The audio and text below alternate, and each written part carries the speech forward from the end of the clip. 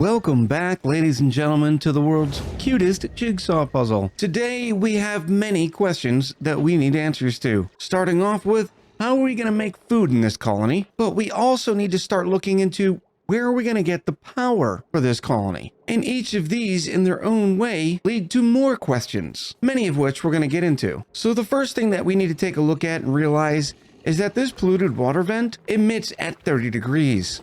Which means our baseline level of cooling in this colony is going to be around 30 degrees. We could put radiant liquid pipes, attach them to this polluted water vent, and just skirt them all through the colony, and we'd have a 30-degree base. Unfortunately, that would not make our mealwood very happy because it has a maximum of 30 degrees, and by the time you take that 30 degrees coming out of the water vent, add in all the ambient heat that we're creating, whammo blammo, we don't have 30 degrees anymore. The same goes for the bristle blossom that has a max of 30 degrees as well. This gives rise to the potential of the pinch of pepper plant. The pinch of pepper plant don't care and is willing to go all the way up to 85 degrees as long as you keep feeding it plenty of water and a little bit of phosphorite. Of note, the 35 degrees that the pinch of pepper nut requires would mean that we'd have to heat that polluted water up just a little bit before it'd be usable. But before we can figure out if we have enough water to even feed pinch of pepper plants, or even bristle blossoms for that matter, we need to analyze this vent and figure out what the average output is that we're going to be able to rely upon. Because as it stands, it's our only source of sustainable water. And then on the power front, our answer may end up starting with this oil reservoir. But once again, your oil reservoirs are going to require the oil well, which needs water to extract the crude oil. Which brings us full circle back to the fact that we need to get this polluted water vent analyzed so we can start getting some plans for the future of this colony. Some other notes to keep in mind as we start planning towards mid-game. What else do we have that's sustainable? Well, we know we're going to be getting meteor showers from time to time. And that's pretty good, because it'll give us a renewable source of regolith, which we can use as a filtration medium. Well, so long as we cool it down from the 268 degrees that it's sitting at. Additionally, the meteor showers often rain down little bits of metal ores. While it's not a great amount, it should still give you a little bit of comfort knowing the fact that you're never truly going to run out. We just finished research on the supercomputer because there's quite a bit of researches that we need to get done, and it looks like the pips have blocked my building it there, so let's just move it right here. That'll work for now. Speaking of which, I wanted to talk a little bit about the research tree. Because we have not played a vanilla playthrough for quite some time, this is one of the major differences between Spaced Out and vanilla. You'll notice that the tree looks quite a bit different, with most of the research ending here at advanced research. If you go towards the bottom of the research tree, you'll notice there's only 6 pieces of research that require anything else.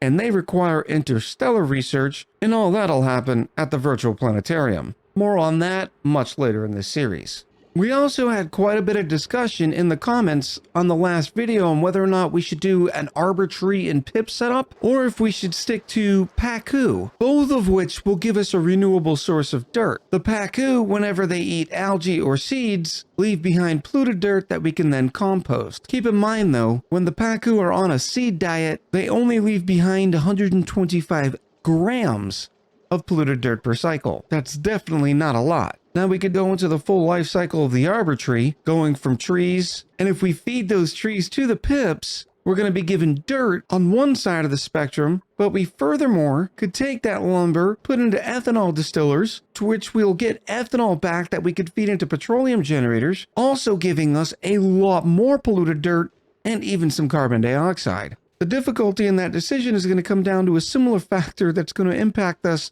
for the rest of this colony, and that's space. Not only would you need space for the pips in the trees, you'd also need more space for the ethanol distillers and the petroleum generators. But it goes without being said, we'd create a lot more dirt by going the pip and tree route than we would if we went the pacu route. Also, after doing a little bit of research, I do believe we got on this seed. Par for the course here on this channel. Normally, I believe you're supposed to have 2 geysers and an oil reservoir that pops somewhere in this bottom biome here. Instead, we got the polluted water vent, and where our second vent is supposed to be, we got the oil reservoir up here. Now, this bottom biome didn't end up being too bad though, because it is full of a bunch of beautiful diamond, and what's even more, refined steel. Oh, look at it. It's absolutely beautiful. The only thing that makes you sad is that when you dig this out, you're gonna lose 50% of the mass. But there's a decent amount of it down there as well, along with some wolframite and some tungsten. While we were busy excavating the rest of this mini asteroid, we had some good news. Not only did Jason Stewart skill up, in which we put him into some improved carry, but Kudwadi did as well, which means we now have geographical analysis, which means we can figure out how good or how bad this polluted water vent is.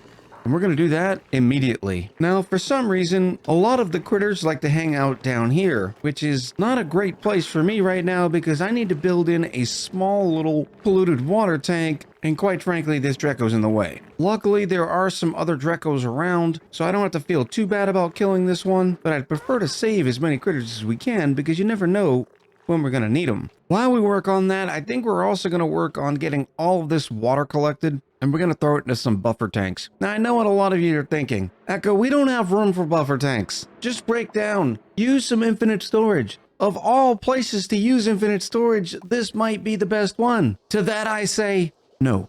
Long live the buffer tank in all of its glory. We're also up to over 15,000 calories, but most of that is probably because we've been doing so much digging and finding more muckroot. We're definitely not producing that many calories, but I only mention this is because I'd really like to get my hands on another dupe. But whether or not we can support another dupe is the question. Our Cycle 15 pod was a bit of a middle finger. First, there's Rowan. They're a decent builder. They have +10 to construction and quick learning, but sadly, they have building impaired. Then there's larva eggs that we couldn't keep alive right now because we don't have the heat. And then we have Hassan, a ranch and operating tidier, but they have slow learning. Finally, there's the Cubisnet. I love putting the dupes in little sweaters, but there's a warning on the mod homepage that says, sometimes these sweaters can cause the game to crash. I'm not sure what that has to do with and how the base being smaller has anything to do with what they're wearing, but we're going to give it a try,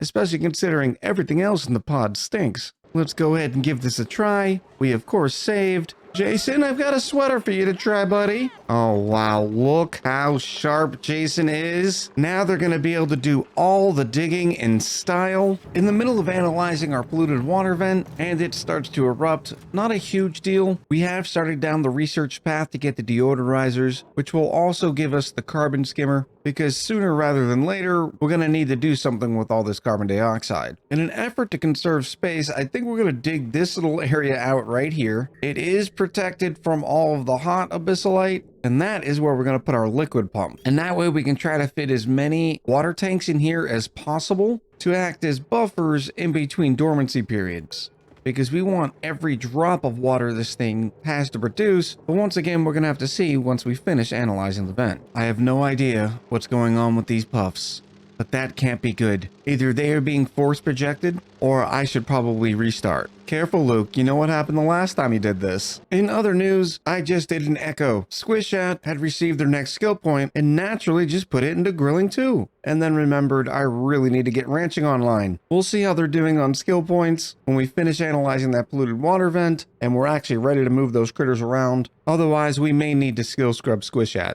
Another thing I noticed that has changed, and it must be because of the update, is the mini base mod is only supposed to give you 1 duplicate at a time and 3 random care packages. Now it seems to be giving me between 2 and 3 duplicates and only 1 care package. Unfortunately, out of the 3 dupes it did give us, they are all 3 hard passes. I was halfway through the research for our beautiful deodorizer and very happy about it because we're starting to create a large mess down here at the bottom of the base when I realized we don't have any sand. Yeah, all this regolith is all good and all, but unfortunately it's way too hot. So we don't have the ability to go get it quite yet. So I suppose we'll go grab brute force refinement and the rock crusher and give us a little bit of sand. Although I don't want to stay on the rock crusher for long before we switch up to the metal refinery, because with the rock crusher eating 50% of the material when it refines it, we would quickly be left without much material considering how little we are able to start with. Ladies and gentlemen, meet Harold. Harold would not necessarily be my first pick in any other colony, but here it is, cycle 21, and I'm still waiting on a fourth dupe. Harold enjoys wearing suits, but is also one of those beautiful doctor decorators that you know I love. Additionally, they start out with tier 1 grilling. Considering they're not going to be doing too much doctoring decorating, we might as well grab Harold and throw them right into cooking. Ladies and gentlemen, welcome to the colony, Zadnax. The great thing about the arrival of Zadnax is we'll now be able to skill scrub Squishat and put them directly into ranching. Alright, so we have an update. This polluted water vent has turned out to be a beast. Its average output is just over 3 kilos per second, which means we do have options when it comes to water. It also means we're going to have no problem feeding this oil reservoir with an oil well strapped to it the 1 kilo of water per second that it'll require to get all that beautiful oil. The issues now become, though, in order to clean this polluted water, we're going to need to put it through a wonderful water sieve. The problem with the water sieve is it once again requires sand, and I don't see any lobsters laying around here for us to create sand using them, which means we'll definitely need to be able to get to this regolith sooner rather than later. So the first step I'm going to be taking is putting in our buffer tank and our water filtration system down here.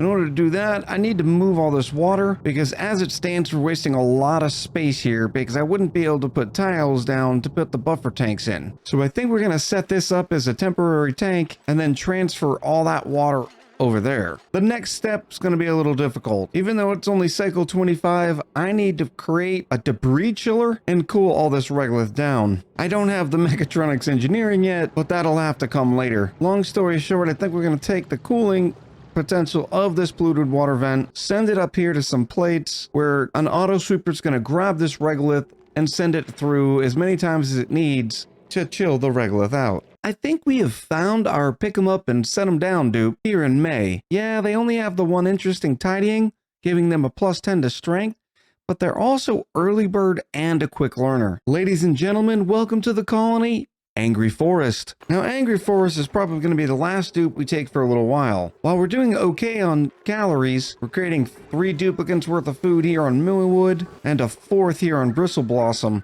We're going to need to be able to support a little bit more of the crops to be able to support Angry Forest. So I suppose it's about time that we actually get into the business of ranching critters. I've been racking my brain to figure out how to do this without a thermo aqua tuner or mechatronics engineering, and I don't think it's going to happen for quite some time. The closest I've come was pumping this cold polluted water and circling it around a little bit of the regolith. Unfortunately, the regolith is at 300 degrees and its thermal conductivity is not so bad to where I believe some of that polluted water would end up flashing in the pipes. So we're going to put the whole sand problem on the shelf. I mean, we've got 11 kilos. What could go wrong? We're actually just going to have to keep crushing things using the rock crusher until we figure out a more sustainable source of sand. Some of you might be thinking, well, why don't you do what you've done in the past in order to get sand? And that's basically creating ceramic and then smashing up the ceramic in the rock crusher. The problem with making ceramic is it also requires coal. And the fact is, we just don't have enough material to be feeding hatches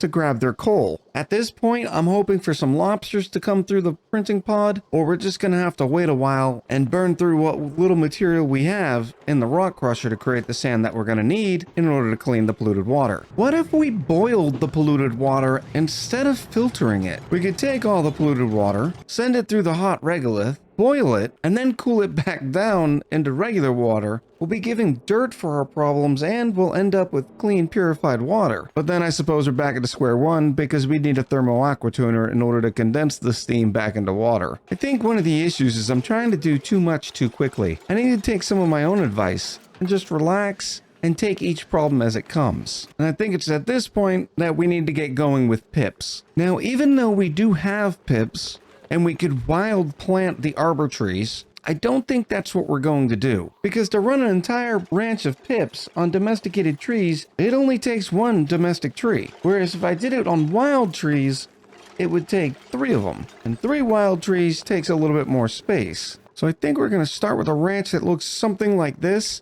Even though it's only 3 tiles high, this is 96 tiles worth of space. We're going to cram everything we need into this area right here. This is where our 1 domesticated tree will be. And that way we can still use this area for something in the future if need be. Maybe more buffer tanks. I'm not going full out with the pips yet. I'm not yet committed, but we're going to get them running anyways to start getting some dirt online and maybe even switch into omelets. The sooner we can get off of mealwood, the better, because mealwood takes duplicate labor and it requires dirt. And the reason why I'm saying I'm not committed yet is because I think our priority in this colony has sort of shifted from the beginning of the episode. I'm now hyper-focused on getting things that normally happen in the later games, such as all the transport techs, the metal refinery, and that way I can sort of figure out this sand solution sooner rather than later. I'm not too worried about oxygen yet because we still have 50 tons of algae, but rest assured, an electrolyzer setup is something I'm going to be getting here relatively quickly. But it'd be great to be able to refine the gold inside of a metal refinery versus at the rock crusher. I've also decided on a second ranch we're putting in, and that is going to be one for sage hatches. We're actually going to take all the dirt that we're getting from the pips, and we're going to feed it to sage hatches. First, we're going to be feeding it to regular hatches.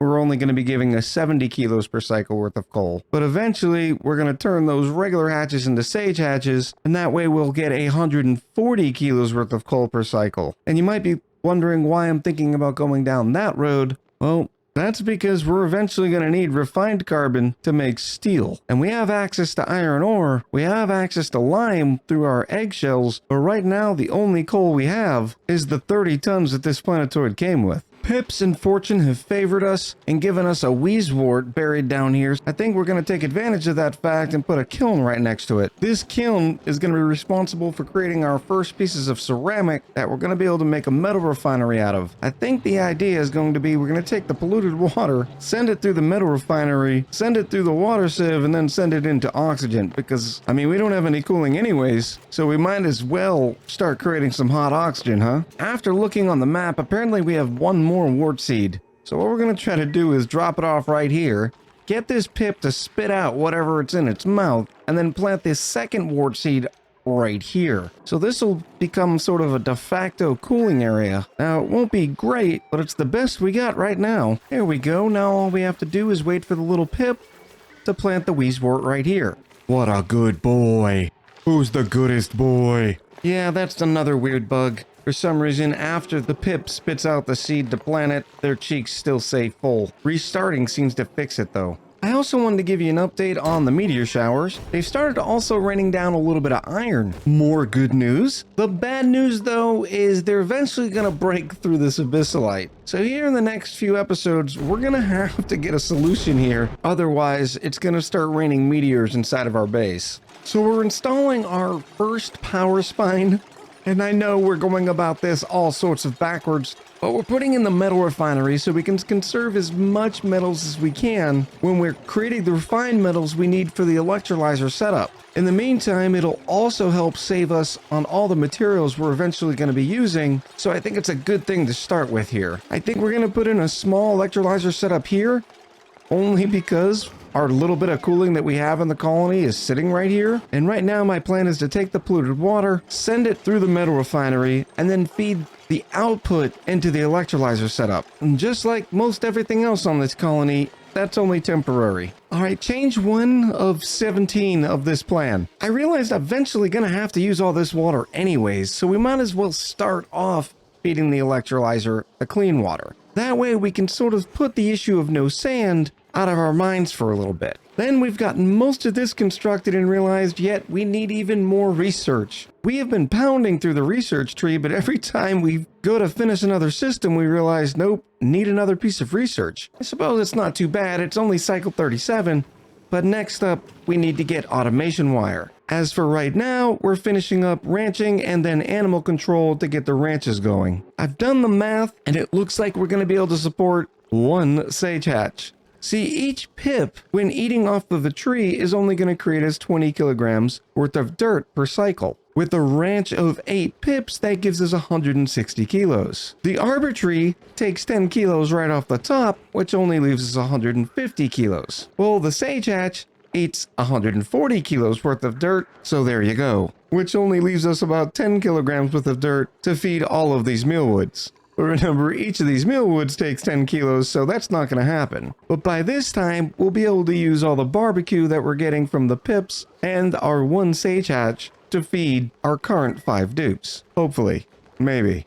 We'll see. Okay, I've added another side step to our plan. This one's pretty good though. We're going to be taking a feed off of the polluted water that's being fed to the tree. Polluted water, if you remember, has a larger threshold before it evaporates at over 119 degrees. But what we're going to do is we're going to take all this coolant that's going into the metal refinery, and then we're going to take the output and send it back and forth through all this 25-degree water, hopefully cooling it back down again. All that water represents a decent amount of thermal mass. We're then just going to take it and put it right back on the line that's being fed to the tree. We'll make sure that we bridge it on to where the output from the metal refinery has priority, but so far that's the plan. Our electrolyzer setup is coming out okay. We're going to end up putting an Atmos sensor here, an Atmos sensor here, and then sort of brick this whole thing in. Now this ended up not being the best spot because I'm going to end up taking over a couple of my ladder rungs, but it was bound to happen anyways. So then we're going to scooch everything over by one over here, at least the mess hall that we have going,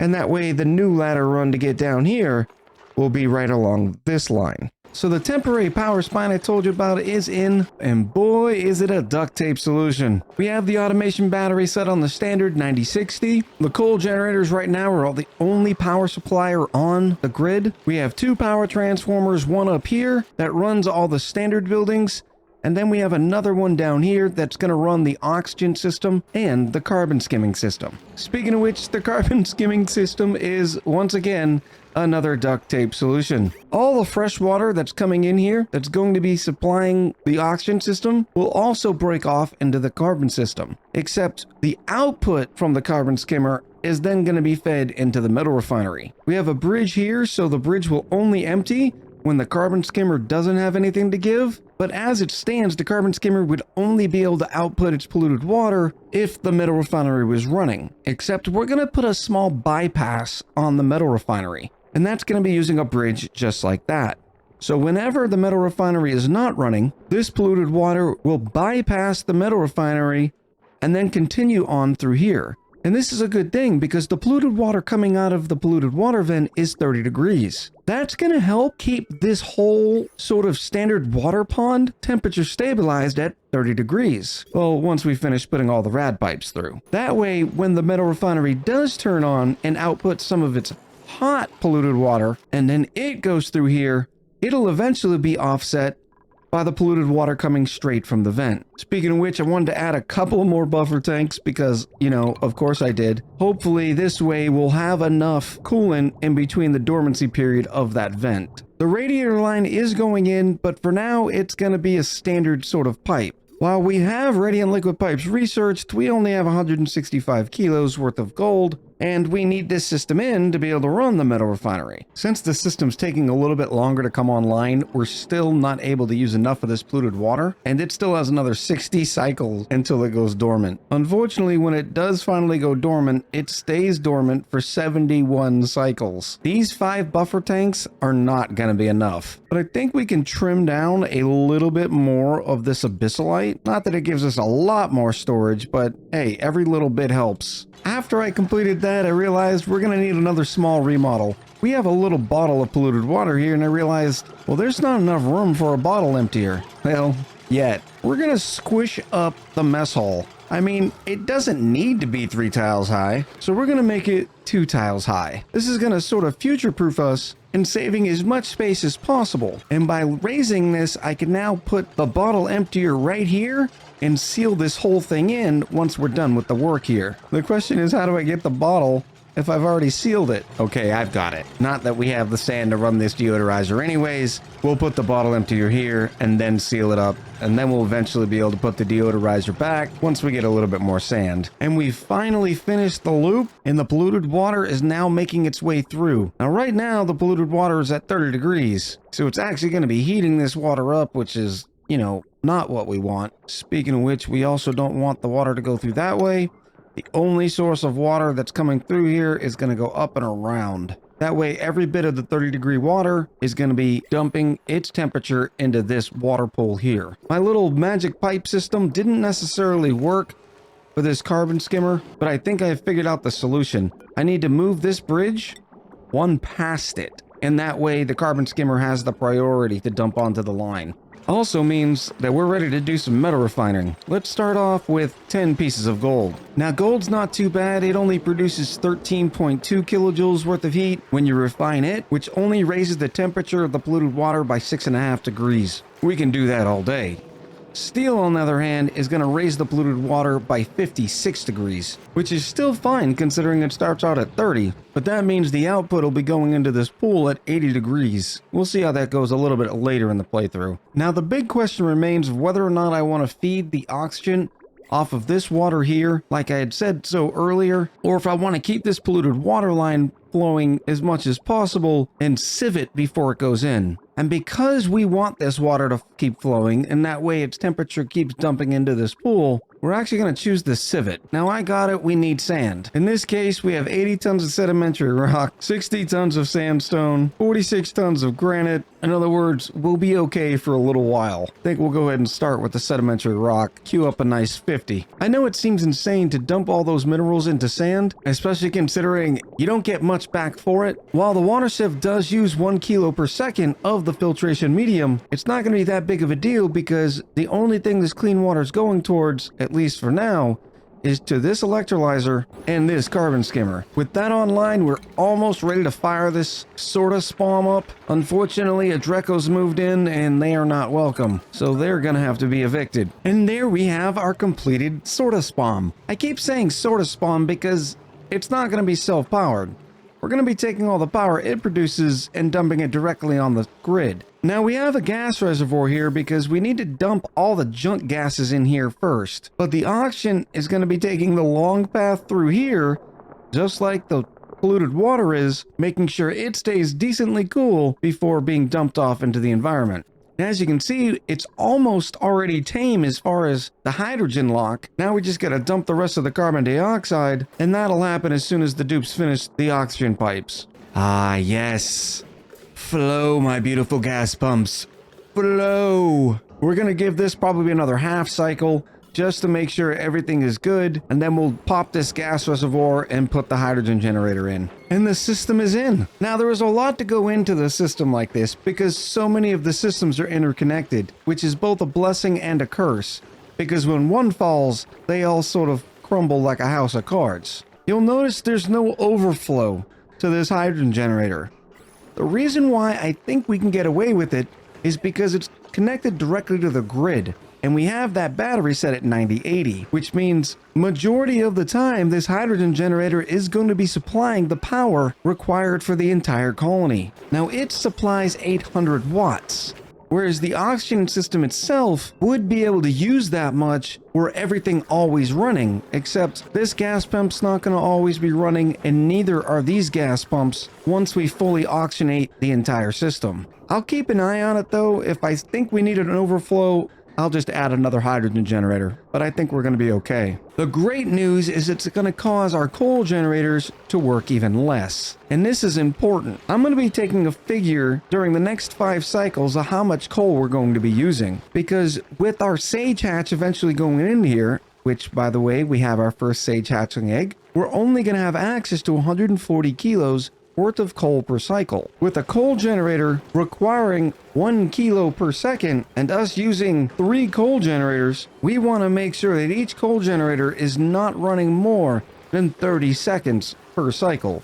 Or, based on the 600 second cycle, more than 5% of the time. By the way, our overflow and output system seems to be working pretty decent. The carbon skimmer gets to work, slowly cleaning out all the carbon dioxide, and the metal refinery, although doesn't output as quickly as you'd want, sends all of its output the same way all the other polluted water goes. So it all sort of runs in line, all the meantime being cooled right back down by this beautiful water pool. At least, hopefully, for about 100 to 200 cycles. I know that was a lot of smaller systems all coming together at the end, but this episode we got a lot done. We got a pip ranch in, that way we could create some dirt. Then we got a sage hatch in, that way we could turn that dirt into coal. We went up to 5 duplicates and planted some more mealwoods to be able to sustain them. We had a couple of small remodels, and we put in a rather extensive oxygen carbon skimming metal refining system. yeah, let's go with it. I'm looking forward to hearing what kind of suggestions about the way forward with this colony, because quite frankly, there are a lot of different directions we could go. Well, as soon as we get our hands on a renewable source of sand. I hope you're having as much fun with this series as I am, so until next time, I'll talk to you soon.